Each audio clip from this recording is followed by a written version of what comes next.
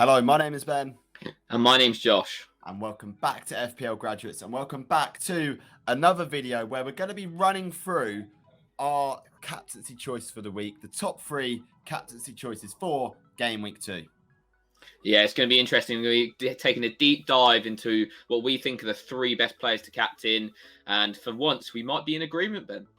Yeah, it's not usually that the graduates agree on something, but there could potentially be an agreement in this video. You have to wait to find out.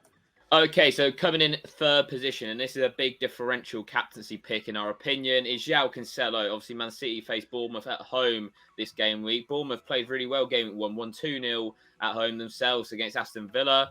Expected goals conceded of 0.54. Cancelo, and it was interesting to see with Man City's shape, it was a lot different to what we've seen in seasons gone by. Obviously, they've never had a number 9 really. And we saw a little bit of difference with Kyle Walker and Cancelo. And you can sort of see the difference with Cancelo in terms of his numbers. Obviously, very low XG and XA. That could be down to, Jarrod Bowen being his opponent on his side.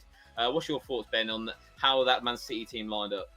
Yeah, it's very interesting to see how they lined up this season. And Cancelo's taken a little bit more of a different role this season, which is really interesting to see. As you can see from the heat map that we've got right there, it shows Cancelo very much in an inverted fullback role, pushing up almost into like a central midfielder, a left centre mid, so to speak. And it is interesting to see how that affects Gundogan and whoever's sort of next to him, De Bruyne.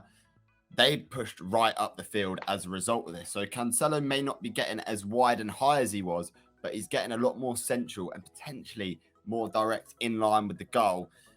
It's very good to see that he sort of had basically no expected goals conceded, but he had very low XG and XA. He's nailed on in this team. Let's get that. That's just straight out facts. Right now, anyway, before sort of we know that they're making a couple of signings here or there. But yeah, he's always going to have that threat going forwards. If he's basically playing midfield, that's a bonus as well. So he's definitely a viable captaincy shout, despite being a defender. I know we say sometimes don't captain defenders, but he's essentially a midfielder in this position. Into number 2, and we both agree on this, it is Mohamed Salah. And it's crazy to say that in Game Week 2, we're saying, look, Salah isn't the best captaincy choice for this week. Yes, he got a goal and assist against Fulham off an XG and XA of 0.46 each.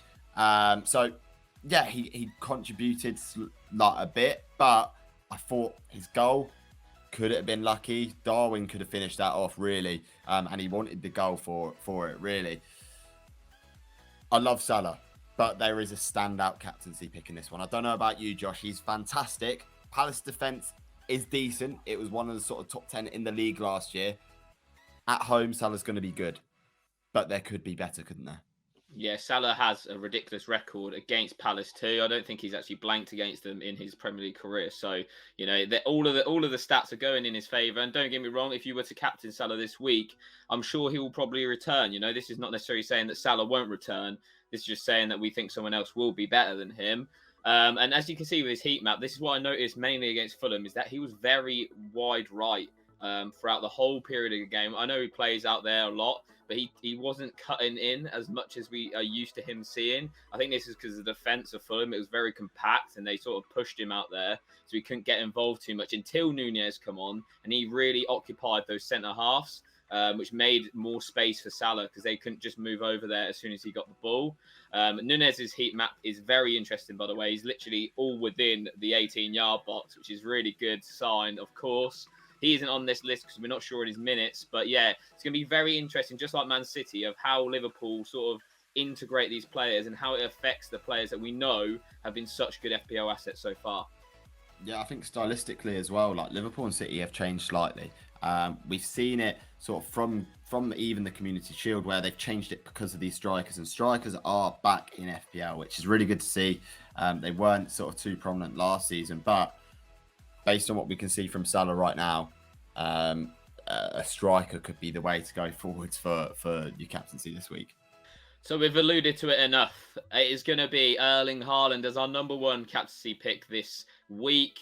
Bournemouth home. I think FPL Raptor made a tweet in May saying this is going to look extra tasty with the captain's armband against Bournemouth at home. It's finally here. What a debut as well. 2 goals, a penalty as well. We know he's on penalties now. Really calmly slotted away. He won it as well. He just had a fantastic debut, and that was against West Ham, who are a very good team. You know, Bournemouth. If he doesn't return, I'll just give up. That's the season over. He's got to, hasn't he? Really. I think Bournemouth may provide more of a low block than West Ham did. It's debatable, but yeah, he's got to be starting. He's not the sort of player that's going to be happy being on the bench. Let's get that straight. Before Champions League as well, he's going to play every game up until the Champions League starts. That's for sure. And yeah, like, how can you back against him when he scored 2 goals against a fairly resolute West Ham defence in game week 1 off an XG of 1.83 as well. So he's matching his XG statistics, which previously in previous seasons he hasn't. He's sort of underperformed a bit in comparison to his XG. So it's good to see that he's almost catching it up, which is strange to say, isn't it? But yeah, off that 1 game week, I know we say don't make decisions off 1 game week, but Haaland just looked too good to go against him for game week 2. Yeah, and also you mentioned his minutes just then. 77 minutes, got pulled off a little bit early. It almost gives me the impression that he should be starting against Bournemouth. Like you said, I don't see him being benched before the Champions League, really. You know, the system is around him, and you can really see that now, which is really interesting, and it just makes Haaland the #1 asset to own, probably in FPL. Okay, so that rounds up our top 3 captaincy selections for game week 2. What did you think about our captaincy selections? Did you agree? Did you disagree? I mean, I think it's fairly certain a lot of people are going to agree. Those top 2 are the top 2 captaincy picks for this week. Yeah, it'd be interesting to see their respective ownership. I definitely think Haaland will be over 100%. I could easily see Salah being over 100% as well. Over 150,000 managers transferring in Salah this game week. I don't know how they didn't have him game week 1, but yeah, that's impressive in itself. Yeah, it is quite impressive, and hopefully we get a performance from both of these assets in game week 2. And remember, as always, if you did like this video, make sure to give it a big old thumbs up and subscribe to our YouTube channel. And make sure to follow us on all of our socials. We're absolutely everywhere. And as per usual, I've been Ben. I've been Josh. And we'll see you guys later. Have a good game week, everyone.